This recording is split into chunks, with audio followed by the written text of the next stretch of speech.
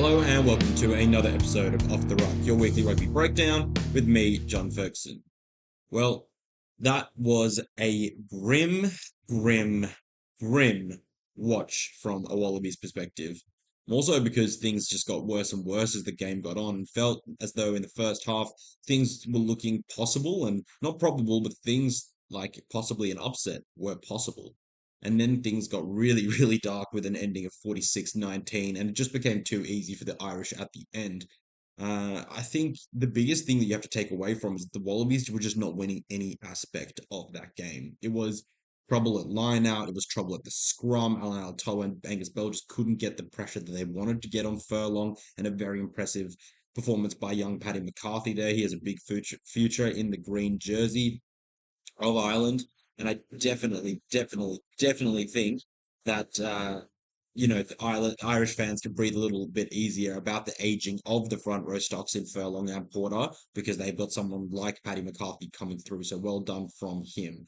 But from the Wallabies perspective, it really all came down to a bunch of drop ball and a bunch of miss or poor execution on their basic skills. So things like getting lineouts inside the Irish 22-meter line and just not being able to hit the mark. And Matt Vesler came in. It's his first time back with the side after, starting with the side after a long time. And obviously, Billy Pollard has been having an up and down year with his throwing when he came on at hooker in the second half. Tom Hooper and Jeremy Williams have not played together a lot in the second row, but none of these things, none of these reasons or excuses are actually good enough.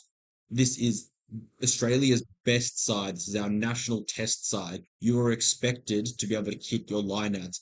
And whoever the lineout caller was, I'm gonna have a hazard a guess that it was Williams to begin with, needs to do better to be able to command this side, to be able to nail those throws, even if it means just throwing up at the front and risking a 50-50 ball in a competition. At least you can get your hands on that ball or get close to it and challenge for it, because there were throws that went so far over the throw when they threw at the back that the Wallabies were just no chance in hell in getting that ball. And questions do have to be asked if Tom Donnelly, the line-out coach, now gets in front of the camera, because this is not an acceptable standard. It feels like it's continued to slip. Can't remember exactly when we started losing lineouts so profusely. It's not like they've been strong, very strong for the majority of the year, but they were definitely not this bad. I think we were around 76%, if I'm not wrong.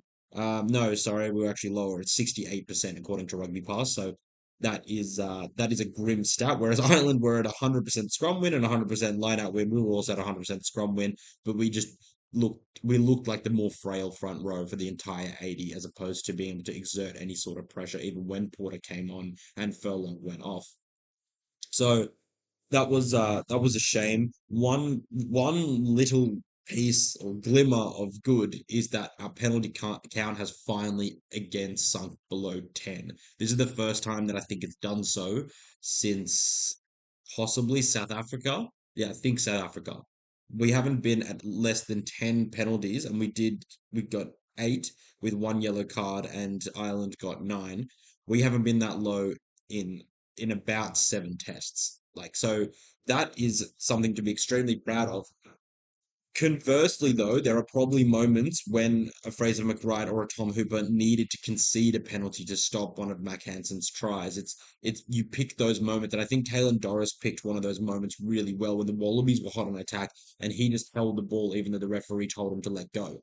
And the referee didn't punish him any more than offering the Wallabies a penalty that they already had advantage for. But that kind of play is the play that you expect of someone who understands the ebb and flow of Test match footy, and that penalty there is probably the difference between Ireland getting nine and the Wallabies getting eight. But the difference on the scoreboard is major, because that's probably a try to the Wallabies. They were attacking well at parts when when they had their hands on the ball, and when they weren't throwing or kicking it away aimlessly. And on that, I think you start looking at the Wallabies attack play, and James O'Connor really did his darndest. And although I think a lot of you have been critical of trying hard is not where we set the benchmark for the Wallabies on this side, uh, he tried really hard to get involved, and he did spend a lot of time on making sure that he injected himself and created speed, space, and an overlap into those attacking motions. And maybe later in the week, I'll go into some more good attacking play, good attacking shape from the Wallabies, steered by James O'Connor, but also the really terrible stuff that we saw. We saw a bunch of one out running again.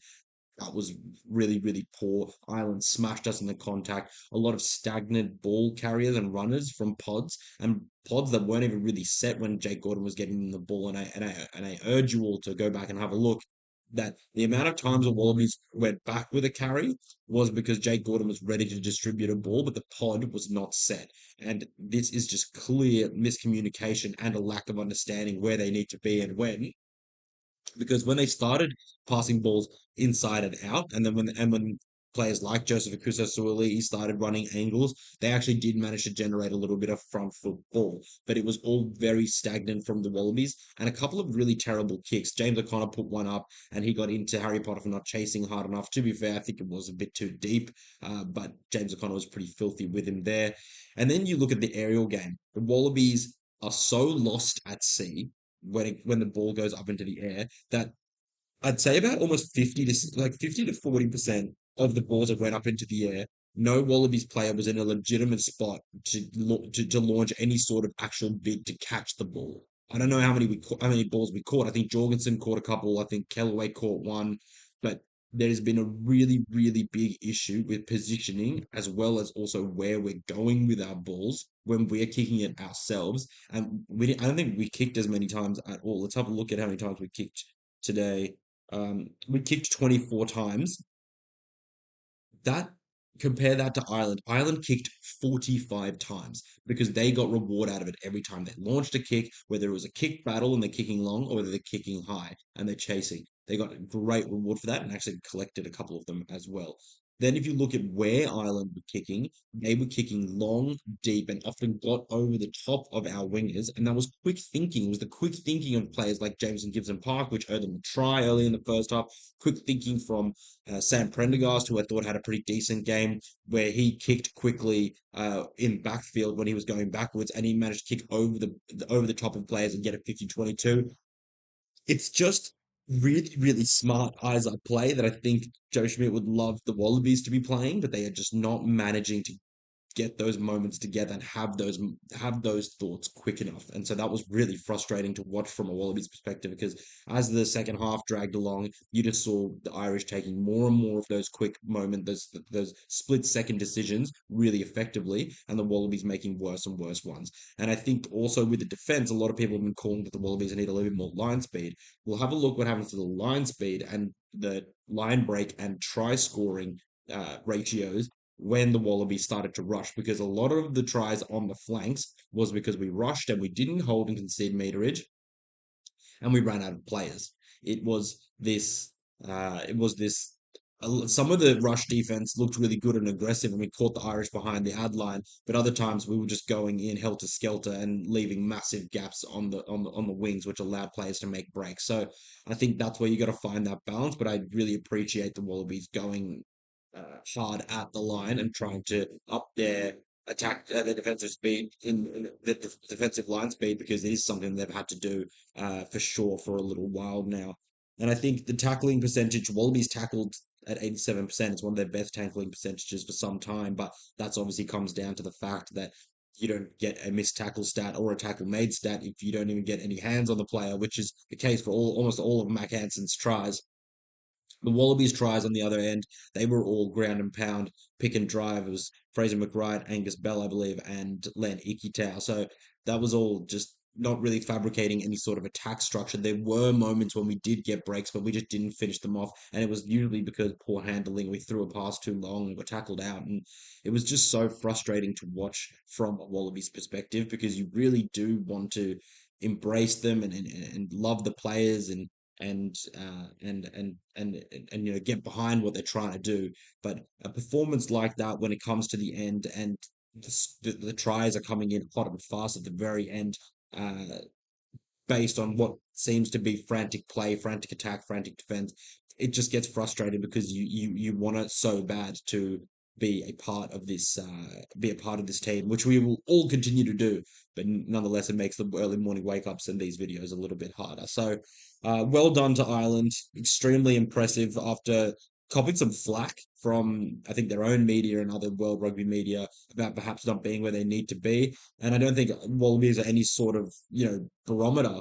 But, when they put away Japan, people didn't really say a whole lot positive about them. But now they put away the Wallabies very comfortably. Record-winning margin. Sorry, I forgot to say a record-winning margin for Ireland there. And the Wallabies are getting dangerously close to going winless for the first time in Europe in 67 years. So on to France. It's going to be rough. I think man of the match for me was probably, I could give it to Paddy McCarthy, but it'd have to be Mac Hansen. Return to the Mac. Well done with a very, very quick hat trick there, being exactly where he needed to be, running the lines that he needed to do. So yeah, Mac Hansen, well done for the Wallabies. I'd have to say Tom Hooper again, really, really impressive. Fraser McRae, the referee, Matt Carley, not Matt Carley, the referee was very strict about how much contact and lift you needed to get on the ball, and that just didn't allow Fraser McRae to be able to get those quick lifts in because Ireland they were on him like white on rice. I thought Caelan Doris was very good.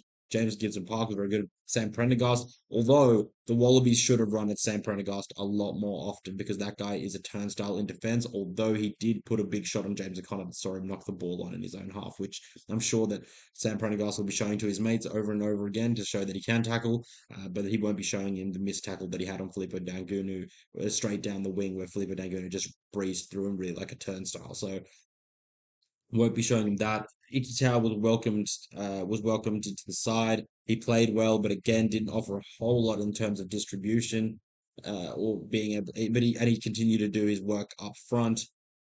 Carlo Tizzano was a good burst of energy. Probably didn't get enough time to be fair on the field. He replaced Rob Valentini, and Matt Fesler was solid without being perfect. Obviously at the lineup, which is why we really need the Wallabies to step up.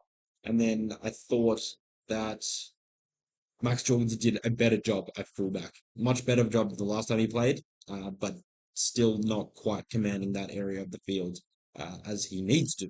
And before I go, I just want to show you guys where I am. I'm actually in Dunsborough, WA, in Australia, so on the west coast. This is the first time in WA, and I'm heading up to Perth tomorrow, which is Monday, and perhaps I'll have a little bit more of sneaky cheeky and special new content for you guys on the channel in the weeks to come, and you'll have to check that out on the socials. So don't forget to like and subscribe here and give it a thumbs up if you enjoy wallowing in frustration and self-pity for us as Wallabies supporters.